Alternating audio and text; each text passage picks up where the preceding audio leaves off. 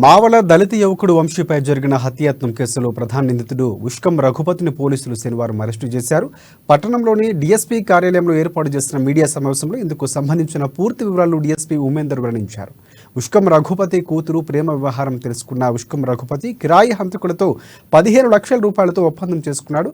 తన కూతురు వెంట పడుతున్న వంశీని చంపాలని నిర్ణయించాడు. 2 సంవత్సరాల క్రితమే తన ఫామ్ హౌస్కు తీసుకువెళ్లి వార్నింగ్ ఇచ్చాడు. అయినప్పటికీ ఒకరినొకరు కలుసుకోవడం మాట్లాడుకోవడంతో జీర్ణించుకోలేకపోయి మర్డర్కు వ్యూహం రచించాడు. అవకాశం ఎదురు చూశాడు. ఇక డిసెంబర్ 15న ప్లాన్ను అమలు చేశాడు. జీపుతో గుద్ది హత్యకు ప్రయత్నించగా అదృష్టవశాత్తు వంశీ తీవ్ర గాయాల పాలై ప్రాణాలతో బయటపడ్డారు. బాధిత కుటుంబ సభ్యుల ఫిర్యాదు మేరకు కేసు నమోదు చేసిన పోలీసులు దర్యాప్తును ముమ్మరం చేశారు. ఇన్నాళ్లు పరారులో ఉన్న నిందితుడిని ఇవాళ ఉదయం పోలీసులు మావల వద్ద కారులో వస్తుండగా అరెస్టు చేశారు. ఆ తర్వాత రోజు నుంచి కారుతో పాటు ఐఫోన్ను స్వాధీనం చేసుకున్నారు పోలీసులు. రిమాండ్కు తరలిస్తున్నటువంటి డీఎస్పీ వెల్లడించారు.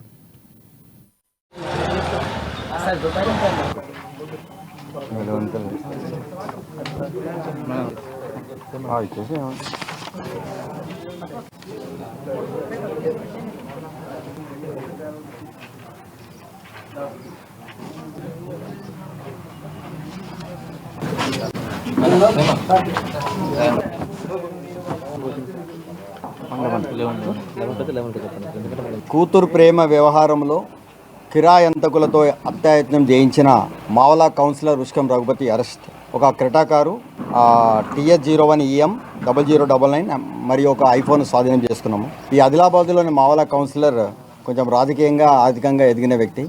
అతనికి ఒక కొడుకు ఒక కూతురు ఉన్నారు. ఆ కూతురు ఎస్సీ కులస్తుడైన వంశీతో పరిచయం ఏర్పడి అది ప్రేమగా మారింది. అది తెలుసుకున్న రఘుపతి 2 సంవత్సరాల క్రితము అతన్ని ఫామ్ హౌస్ తీసుకుపోయి బెదిరించి కొట్టినాయని చెప్పేసి కొట్టినాడు. మళ్ళీ వెంటబడితే చంపేస్తానని కూడా బెదిరించినాడు. అయినప్పటికీ వాళ్ళిద్దరి మధ్యలో ప్రేమ వ్యవహారం నడవడము, తర్వాత మాట్లాడుకోవడం తెలిసిన తర్వాత అతన్ని ఎట్లాగైనా చంపాలని చెప్పేసి అతను ప్లాన్ చేసుకున్నాడు. 18వ తారీఖు నాడు ఉదయము ఈ అశోక్ రవి ఇద్దరు కలిసి ఆ వంశీ అనే కుర్రోడు స్కూటీపై వస్తున్నప్పుడు వెనక నుంచి గుద్ది అతనికి అత్యాయత్నం చేసినారు. కానీ ఆ అదృష్టవశాత్తు ఆ వంశీకి కొంచెం గాయాలయ్యి అతను బతికి బయటపడ్డాడు. వీళ్ళ జీపు కూడా పోయి ఆ ఎలక్ట్రిక్ పోల్ తగలడం వల్ల ఆ జీప్ ఆగిపోయింది. వాళ్ళు కూడా గాయాలైతే వాళ్ళు వాడిపోయినారు. ఈ విషయం తెలుసుకున్న రఘుపతి అయితే అతను వంశీ ప్రాణాలతో బతికి బయటపడ్డాడు కాబట్టి మళ్ళీ అనుమానం తనపైన వస్తుందని చెప్పేసి ఇమీడియట్గా ఇంటి నుంచి అతను కారులో పారిపోయినాడు. గత 15 రోజుల నుంచి అక్కడెక్కడ తిరిగినాడు.